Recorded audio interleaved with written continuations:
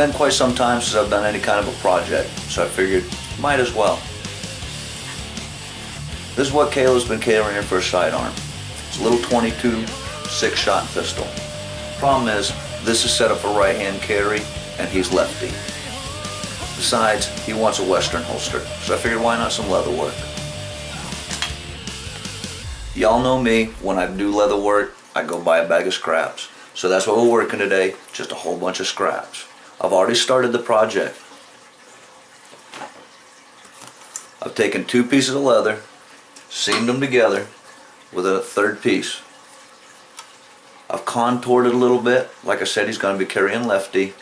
And right now, I've just taken and bent a tab over and glued it in place. Should be about set up by now.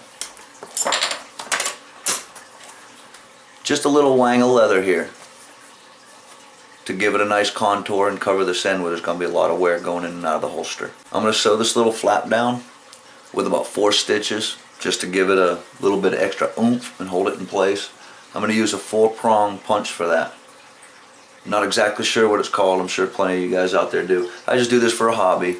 It's not like anybody taught me how to do it. I just kind of make it up as I go. I just use this little punch to create those 4 holes, and that way it'll be a lot easier to stitch it. And that'll give me 3 stitches. I push my punch through, or my awl, my needle, whatever you want to call it. Pull through a little bit of extra, enough so I have for the stitches. And then put it through this needle, melt it down so it doesn't come back out. I'm not going to go into a lot of detail because I've got a few other videos to show you better how to do it. But I'm going to hold my needle thread on the back. I'm going to take this punch, holding it so that the thread doesn't come out. I'm going to push it through that hole, the next one in line. Pull it back a little bit till it creates a little loop here. Pass my needle through and hold it tight. And I'll just repeat that 3 times. Normally when I complete my stitches, just being me, I tie it off and I melt it down. But this is on a high wear spot and I don't want that little melted knot to rub on the weapon. Down here I melted it. Up here I'm going to back stitch it back to length. I'll pull it through and cut it off close. Now when I'm back stitching, it's actually pushing the threads back up through the other threads that were already there. So it just kind of locks everything in tight. You just want to pay attention that you're not cutting them. I'll throw this through one more time, and then I'll pull it through this side and cut it off.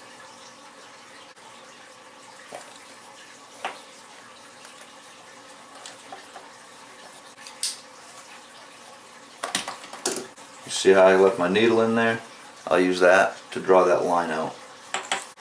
I'll cut that right up close to the leather. And just leave it like that. It'll be fine. I'm not going to get too fancy making this because I don't have the punches to do all the scroll work and the fancy stuff around it. But I am going to try to set it up so it has the little piece coming over here. We're going to put a belt loop that goes from inside down around the back.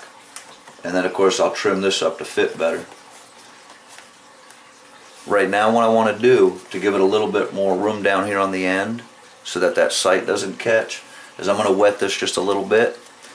I'm going to stick a big old socket down in there and just clamp it up around it to stretch that leather some, just to give it a good round look on the end. I haven't seen too many holsters set up like this, so I'm just going to do things my own way. It's kind of how I always do it anyway.